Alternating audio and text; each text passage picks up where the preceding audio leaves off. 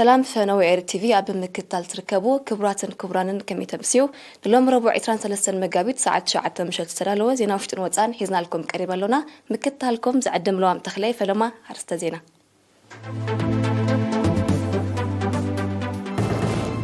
هاجراويست كانت تقدم مشكلة إيرترا لمي أب جبزي أن تورق عوت مزجبا أب زوب عن سواء أغلوت فتحين مهبتام زي حق الزيت تغانيعو حبرة سب أب كبابي وزر كبا قديات في سلانك حكما كتباب عن مزخاخر قريبو زخانة أول جوجل عسران خالة أول هاجر كابتي متأخاب كتسرزا مثل كم زي بالله تشاينا قليتا جبتي إسرائيل إمارات سلوساوي زمدن أن مدفع كسر حتى سمامعا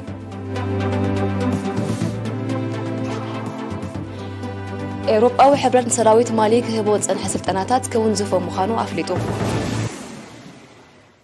نبزر زروم سنسجر هجراويت جان تقدم بشكلتا إيرترا لومي أبستجمرة شامبيون قدم بشكلتا أفريقيا أنت أبارق عوتا مزجبا تصفلت مبراتو بملكة أبساب زدالو تحستو يقتل هاجراويت كان تقدم بشكلتا إيرترا لومي أب ساعات قدم قطري أب شرم الشيخ قبسي أب زتخير شامبيون قدم بشكلتا أفريقيا أنت أبارق عوت أمزجبا هاجراويت كان تقدم بشكلتا إيرترا أب زور الدر أب نيدك تبعتيون دك أنستيون أب زجبرتو نيجانتا نيجزي ورد 4 ورق مدالية بمعتار دموع عوت أمزجبا زلا أب العلم التلاق استرائيل نيدك تبعتيون نيجانتا نيجزي ورد هاجراويت كان تقدم بشكلتا إيرترا تقدم تحينوك ملو برهان داويت يماني ميكيل جويتو من أخليلو جبره وطن بمسلاف أب ساعات 48 تنت ب9 كيلومتر ناتحنببتيا كمورا درتات قبل الكتب الكيلا ابز مدب هاجراويت غانتا دوب افريقيا كاب ايرترا بشدشته كال ادحيرا تشلاميت برور ميداليه تكون كلا هاجراويت غانتا الجيريا 10 كال ادونغيا نحاس ميداليه تشلم كم زخاله تفريط اللهم أمريكا كانستيوني عبيت ورد الكأ هاجراويت غانتا إيرترا نهاجراوين غانتات موريشيسن رواندا بليتسيا عودتنا يزمدب كوينا أبز مدب تقردمتي موناليزا أرأيا أديام داويت ميلنا يافيتن فيفن هايلانين مالي هاجراويت غانتا إيرترا ورين تورا ديران هاجراويت غانتا قردم بشكتا إيرترا أبناي جونيور ورد درون بخدتي صوتا مورادرتي أيت رخبان إيرترا أبز مدب بتكأ تقردمت تساديفا نزي دمو عوض ختمزق مخالا كابستفل علي وغناتنا أدا رخيبا اللام نزا اسرن حد تقادم تحيزا ابزور الدرت تساتف زلا هاجراويت غانتا زالي زلو اسلط انتي سامسون سولومون يوناس زكارياسن يوسف تخلاين نيرينا بزهابو حبريتا اذا تمزيب زلو دموق عوت امونغو تقادمت بستفتره وهدت كم استرخبه بمغلاص ابز قصل وردرات اونتاو صلوا كم زهلوا ابريهم هاجراويت غانتا قرد مشكلتا ايرترا صباح 24 مغابيت ابناي ولقي ناي غزي وردر كتصمد مخانا زرخبناي حبريتا يرد اسلطان هاجراويت غانتا قرد مشكلتا ايرترا اتو سامسون سولومون ابتلعل تثبيت تنبيرلو زلو ناي عبيتي ناي غزي ناي ولق وددر نتقدمتي هينوك مولو برهانن داويت يمانن كم زسلف اقدمو افليطلهم ايرترا كاب 2010 كساب 2022 10 غزي تشلاميت ورق ميداليا ناي غانتا ناي غزي وددر كم زخونت ايرسعن أب زوبا عن سواء اللوت فتحين مهبتام زحق الزيتا أب كتما كرن تخايدو وكل إينا يوسف إدريس ندال وزينب فرتنا عندهم كتقربع أبزوبا عن سبا عن مسرح زركب أقول فتحين مهبتام زحجز كاب شوعتن وزوباتات زمتو وكلت هزبنا محاضرتن تساتفو زتم تمال 20 كلتن مقابيت أب كتما خرن تخايدو منستر فتحي فوزي هاشم علامات زتا نولدتات زغطلن زغطل زلون جوا بهلي كومون أفاون صحفاون لمدتات حبرة السبنا عميلاتات التعلاليا نقراتن قرجتاتن نولدتات زمحلالفلون من زمنا وفرد تساني زخدولون بيتا نممتشا مخانو قليتام كبرت هبلا الحقن تمازازنتون بهلاو ورشان امنتن حبرة السب إيرترايو زبالت منستر فوزيام نزم سرت بمقبار أنصار كلهم وديتاتن بدهوتاتن بسلام فقري مكالن متحلاين كنبابر كم تسانحن كم زولون أبريهام سبعو خبر زماكل السلام رقعتن هنتاتن موحاس زكايد عمام مخبار حقي عبصلات فتح نزنطفو أكالاتن تكالاتن ترايز قدف زي كونم ناي نفسو وكف زيقا حلافنت مخانو زغنزبت منستر فوزيام كاب زوم تنطوين حقتاتن سرعتاتن تبقيسكا كاب هزب زنقلن ان هزب زقلقلن كبرتاتنا زعقبن نتاريخنان مننتنا نزوقلحن كومون زيقنت مسرت زقبرا عدمع تساتافنت زرقاقتن نورتات زوقدن أقبابات نمتتتاو كاب لبامات መንግስታትን ዓበይቲ ዓድን ዝቐረቡ ሓሳባትን ርእይቶታትን ልዑል ኣገዳስነት ከም ዘለዎም ኣረድያ ተሳተፍቲ ብግዲኦም ልዕልና ሕጊ ኣብ ውሽጢ ሕብረተሰብ ንኽሰርጽ ቀጻል ጎስጓሳት ክካየድ ትግባር ኣዋጅ 58/94 ብጽኑዕ ተኸቢሩ ምሻጥን ምልዋጥን መሬት ክግታእ ዝብልን ካልእን ሓሳባትን ርእይቶታትን ኣቕሪቦም ኣብ መወዳእታ ኣመሓዳሪ ዞባ ዓንሰባ ኣምባሳደር ዓብደላ ሙሳ ዝተዋህበ ሓበሬታ መነቓቕሕን መበራበርን ምዃኑ ጠቒሱ ወከልቲ ህዝብን ኣመሓደርትን ተልእኾኦም ብግቡእ ክፍጽሙን ዘድላ ሓበሬታ ናብ ህዝቢ ብንጹር ከመሓላልፉን ኣተሓሳሲቡ ሕብረተሰብ ኣብ ከባቢኡ ንዝርከባ ግዳያት ፊስቱላ ኣብ ሞከስ ሆስፒታል ዘዋዶብ ናብ ዝርከብ ማእከል ሕክምና ፊስቱላ ከይደን ንክሕከማ ከተባብዐን ክኢላ ሞለዳን ዶክተር ሃብተ ሃይለ መለኮት ኣዘኻኺሩ ዶክተር ሃብተ ነዚ ዘዘኻኸረ ወከልቲ ሰራሕተኛታት ትካላት መንግስቲ ዝኾና ኣባላት ሃማዴ ኣብ ንኡ ዞባ ማይምነ ብ19 መጋቢት ኣብ ሞከሲ ሆስፒታል ዘዋዶብ ንዝሕከማ ግዳያት ፊስቱላ ኣብ ዝበጽሓሉ እዩ ኣብቲ ሆስፒታል ካብ ዝተፈላለየ ኩርናዓት ኤርትራ ዝመጻ ደቂ ኣንስትዮ ይሕከማ ከም ዘለዋ ዝተቓሰ ዶክተር ሃብተ ንቐንዲ ጠንቅታትን ሳዕቤናትን ፊስቱላ ዝምልከት ዝርዝራዊ ሓበሬታ ሂቡ ሓላፊት ሃማዴ ኣብ ንኡ ዞባ ማይምነ ወይዘሮ መሰለሽ ለገሰ ብወገና ግዳያት ፊስቱላ ብዝረኸበኦ ሕክምና ናብዮትን ሓዌን ናብ ሕብረተሰብን ክጽንበራ ምኽኣል ዓብዪ ዓወት ምዃኑ ጠቒሳ ነተን ነዚ ዕድል ዘይረኸባ ፊስቱላ ዝሕከምን ዝፍወስን ምዃኑ ኣብ ምእማንን ብዝለዓለ ክስራሕ ምዃነን ገሊጻ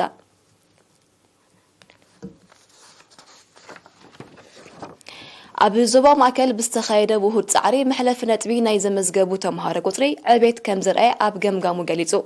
ነቲ ኣኼባ ዝተኸታተለ ወኪል ኤሪና ዮናታን ያዕብዮን ዘዳለወ ዜናዊ ጸብጻብ ሊዳ ተኽለማርያም ከተቕርበያ ኣብ ዞባ ማእከል ኣብ ቀዳማይ ፍርቂ ዓመተ ትምህርቲ 2021-2022 መሕለፊ ነጥቢ ናይ ዘመዝገቡ ተምሃሮ ቁጽሪ ዕቤት ከም ዝረአየ ጨንፈር ሚኒስትሪ ትምህርቲ ትማሊ 22 መጋቢት ኣብ ዘካየዶ ገምጋም ገሊጹ ሓላፊት ጨንፈር መምህር በላይ ሃብተጋብር ኣብ ዘቕረቦ ጸብጻብ ካብ መባእታ ክሳብ ካልኣይ ደረጃ 49 ሚእታዊት ደቂ ኣንስትዮ ዝርከቦም ልዕሊ 140,000 ተምሃሮ ስሩዕ ኣካዳሚያዊ ትምህርቲ ይከታተሉ ከም ዘለው ብምሕባር መጠን ምሕላፍ ኣብ መባእታን ማእከላይን ደረጃ ካብ 93 ክሳብ 95 ሚእታዊት ኣብ ካልኣይ ደረጃ ድማ ልዕሊ 87 ሚእታዊት ከም ዝኾነ ኣፍሊጦም ሎም ዓመት ብዝሒ ዝተመዝገቡ ተምሃሮ ብፍላይ ኣብ ቀዳማይ ክፍሊ ከም ዝወሰኸ ዝጠቐሰ መምህር በላይ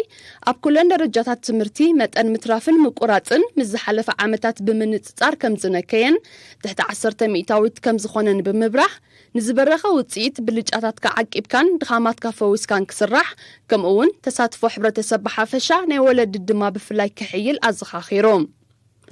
ሓለፍቲ ትምህርቲ ኣብ ንኡ ዞባታት ብወገኖም ውሽጣዊ ብቕዓት ትምህርቲ ንምምሕያሽ ዝተኻየደ ጻዕርታት ምስናይ ብድሆታቱ ዝምልከት ብኣሃዛት ዝተሰነየ መብርሂ ኣቕሪቦም ተሳተፍቲ ድማ ኣብ ዝቐረበ ጸብጻባት ድሕሪ ዘካይድዎ ዘተ ሓገዝቲ ሓሳባት ርእይቶታትን ለባዋታትን ኣቕሪቦም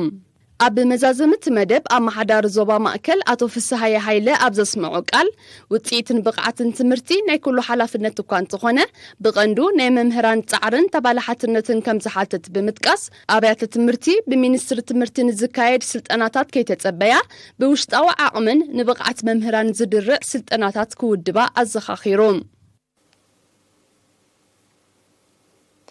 ኣብ ንኡ ዞባ ናቕፋ ካብ 26 ለካቲት 73 መጋቢት ምርጫ ኣመሓደርቲ ከባቢ ኣካይድ ስራሕን ኣነባበርቲ ዓድን ተኻይዱ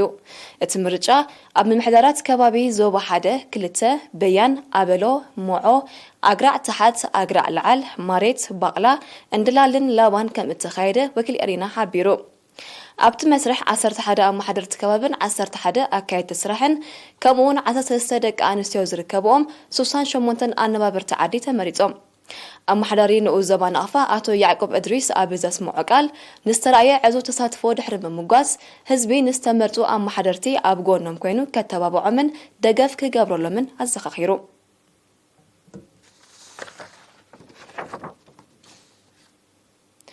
ኣብ ወንበር ሓማመቴ ኣቶ ሳልሕ ኣሕመዲን ኣብ ንኡ ዞባ ተሰነይ ንነጥፎ ሰራሕተኛታት መንግስትን ኣባላት ሓይልታት ምክልኻልን ብ14 መጋቢት ኣብ ታሪኽን እዋናዊ መድረኽን ንመንእስያት ዘሰክሞ ሓላፍነትን ዘተኮረ ሰሚናር ሂቡ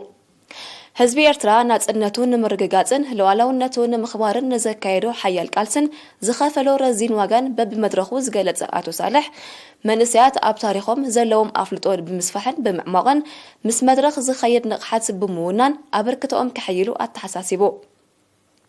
ኣብ መወዳእታ አቶ ሳልሕ ሃገራት ዞባ ቀርኒ ኣፍሪቃ ብሰንኪ ግዳማዊ ምትእትታዋት ንዝኸሰረው ዕድላት ክመልሳ እንተኾይነን ኣብ ምክባር ዝተመርኮሰ ሓበራዊ ዕቤት ስለዘድልየን ኤርትራ ምስ ጎረባብታ ሃገራትን ህዝብታትን ዝጀመረቶ ተበግሶታት ብንቑሕ ተራ መንእስያት ብዝሓየለ ከም እትቕጽሎ ገሊጹ ተሳተፍቲ ድማ ኣገዳስነት ከምዚ ዝበለ ናይ ምብሓል መድረኻት ብምጥቃስ በብደረጅኡ ክቐጽል ተላብዮም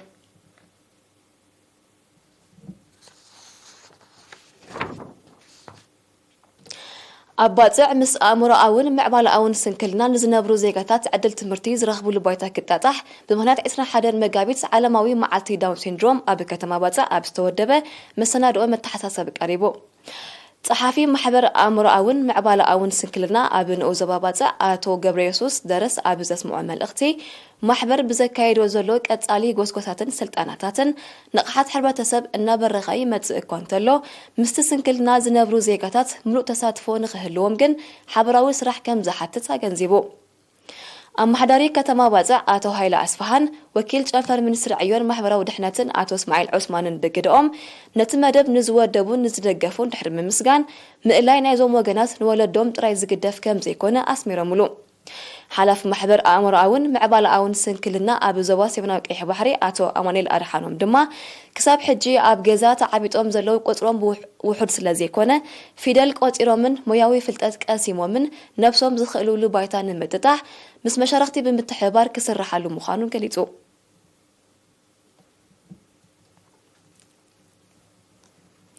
ፖሊስ ንዑ ዞባ ላዕለይ ጋሽ ተራ ሕብረተሰብ ኣብ ምክልኻል ገበናትን በደላትን ንምዕዛዝ ዝሕግዝ ጎስጓስ ካብ 10 ክሳብ 16 መጋቢት ኣብ ምምሕዳራት ከባቢ ሽላሎ ዓዲ ጸጸር መፍለጭ ማይ ሽግሊ አንቶረን ቢሊዮናዮን ተኻይዱ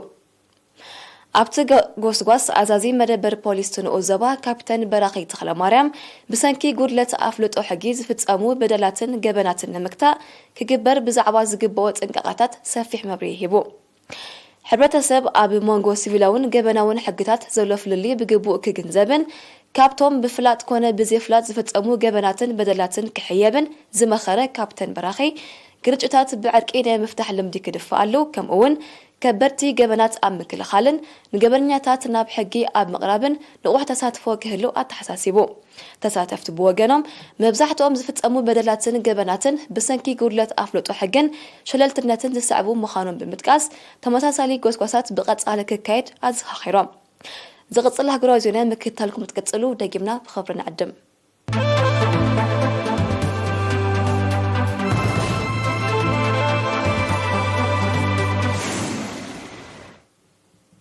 ናብ ዜና ወጻኢ ምስን ሰግር መንግስቲ ሩስያ ንህላውነት ሃገሩ ኣብ ሓደጋ ዘእቱ ስጉምቲ ክሳብ ዘየጋጠመ ኣብ ኩናት ዩክሬን ኒክሌሳዊ ኣጽዋር ክጥቀም መደብ ከም ዘይብሉ ኣፍሊጡ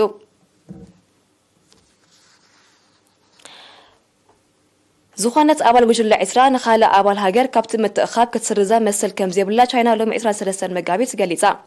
ቻይና ነዚ ዝሓበረት ገለ ኣባል ሃገራት ናይቲ ጉጅለ ምስ ውግእ ዩክሬን ብምትእስሳር ንቐንዲ ኣባላት እቲ ጉጅለ ዝኾነት ሩስያ ክንጽልኣ ከም ዝኽእላ ይእምታ ምህላውን ብምውቃስያ ንሩስያ ንምንጻል ብሃገራት ምዕራብ ዝካየድ ዘሎ ንጥፈታት ንውግእ ዩክሬን መፍትሒ ክኸውን ከም ዘይክእል እዩ ዝሕበር ፕሬዝዳንት ሩስያ ቭላድሚር ፑቲን ኣብ መወዳእታ ወርሒ ጥቅምቲ 2022 ኣብ ኢንዶኔዥያዊት ከተማ ባሊ ክካየድ ተወጢኑ ኣብ ዘሎ ዋዕላ ኣባላት ጉጅለ ዒስራ ክሳተፍ መደብ ከም ዘሎ እዩ ዝግለጽ ኣብ 1999 ዝተመስረተ ጉጅለ ዒስራ ሓደ ካብ ዓበይቲ ኣህጉራዊ ቁጠባዊ ምትእኽኻብ ምዃኑ ይጥቀስ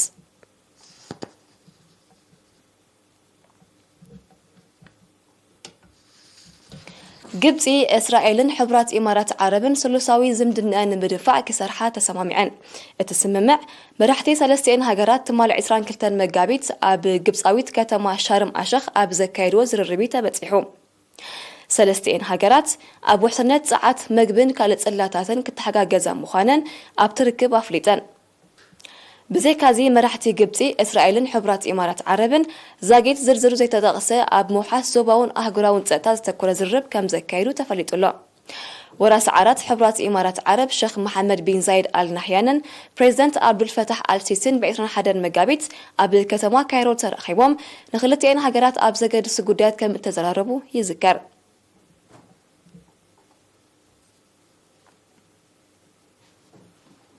ንሳዕ ስላልዎ ዜና ቅድሚ ምዝዛምና ኣርስታት ኮንደገም ሃገራዊት ጋንታ ቀድም ምሽክለታ ኤርትራ ሎሚ ኣብ ግብፂ ኣንጸባረቕ ዓወት ተመዝጊባ ኣብ ዞባ ዓንሰባ ኣገልግሎት ፍትሒ ንምህብታም ዝሕግዝ ዘተ ተቓኒዑ ሕብረተሰብ ኣብ ከባቢኡ ዝርከባ ግዳያት ፊስቱላ ንክሕከማ ከተባብዕን መዘኻኸሪ ቀሪቡ ዝኾነት ኣባል ጉጅለ 20 ንኻልእ ኣባል ሃገር ካብቲ ምትእኽኻብ ክትስርዛ መሰል ከም ዘይብላ ቻይና ገሊጻ ግብፂ እስራኤልን ኢማራትን ስሉሳዊ ዝምድናን ንምድፋዕ ክሰርሓ ተሰማሚዐን ኤውሮጳዊ ሕብረት ንሰራዊት ማሊ ክህቦ ዝጸንሐ ስልጠናታት ክውንዝፎ ምዃኑ ኣፍሊጡ ናይዚ ሰዓት ዜና ቢዛዘም ሰረፍ መርባት ኤርቲቪ ተከታተሉ ብኸብር ንዕድም ብወገና ፍርኹም ምሸት